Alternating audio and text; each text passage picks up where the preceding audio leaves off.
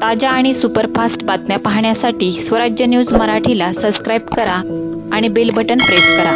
गलतान कारभाराला अधिकारी जबाबदार आहेत का कॉन्ट्रॅक्टरच्या हलगर्जीपणामुळे सगळं घडतंय का कुठेतरी टक्केवारीचं राजकारण या सगळ्या गोष्टीची कीड या सोलापूरला लागली आहे का काय अशी परिस्थिती येता येत नाही सविस्तर. आणि आज तिकडच्या साईडला सुद्धा आपल्याला येता येत नाही. प्रचंड शाळकरी मुलांची आपदा होते, वयस्कर लोकांची आपदा होते.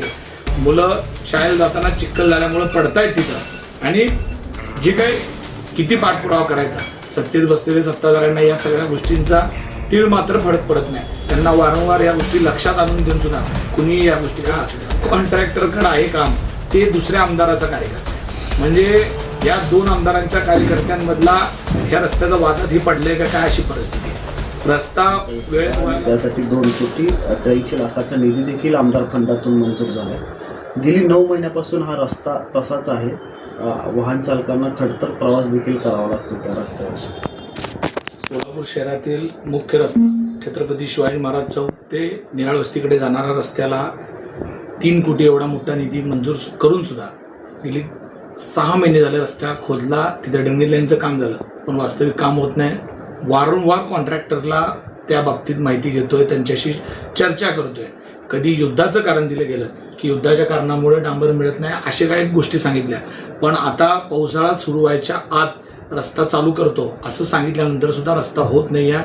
खरं तर या गलतान कारभाराला अधिकारी जबाबदार आहेत का कॉन्ट्रॅक्टरच्या हलगर्जीपणामुळे सगळं घडतंय का कुठेतरी टक्केवारीचं राजकारण या सगळ्या गोष्टीची कीड या सोलापूरला लागली आहे का काय अशी परिस्थिती. वारंवार मी सांगतो की हा रस्ता झाला नाही तर आम्ही आंदोलन करू, असं मी आयुक्तांपाशी परवाच एक पत्र व्यवहारात करून सांगितलं सुद्धा होतं की साहेब हा मुख्य रस्ता आहे आणि आता त्याला लगत असलेला जो छत्रपती संभाजी महाराजांचा चौक ते शिवाजी महाराज चौक या रस्त्यावर सुद्धा आता 2 ठिकाणी JCBने आता तुम्ही बघितलं असेल खोदकामाचं काम चालू आहे. म्हणजे नागरिकांना तिकडूनही येता येत नाही सविस्तर आणि आज तिकडूनच्या साईडनं सुद्धा आपल्याला येता येत नाही. प्रचंड शाळकरी मुलांची आपदा होते, वयस्कर लोकांची आपदा होते. मुलं शाळेला जाताना चिखल झाल्यामुळे पडतायत तिथं.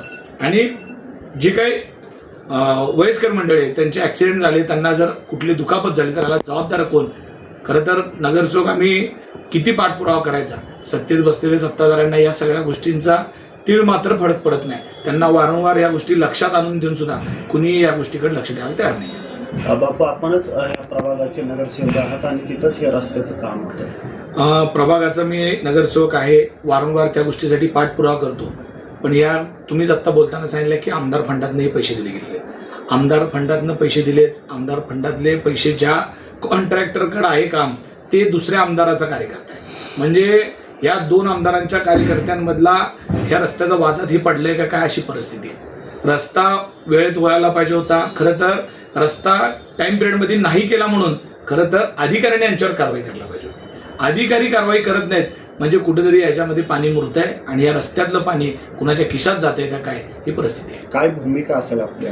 नाही, आता नागरिकांच्या आरोग्याला तुमच्या ह्याला धोका होत असेल तर आम्हाला रस्त्यावर उतरून त्या खड्ड्यात उतरूनच आंदोलन केल्याशिवाय कुठलाही पर्याय राहणार नाही.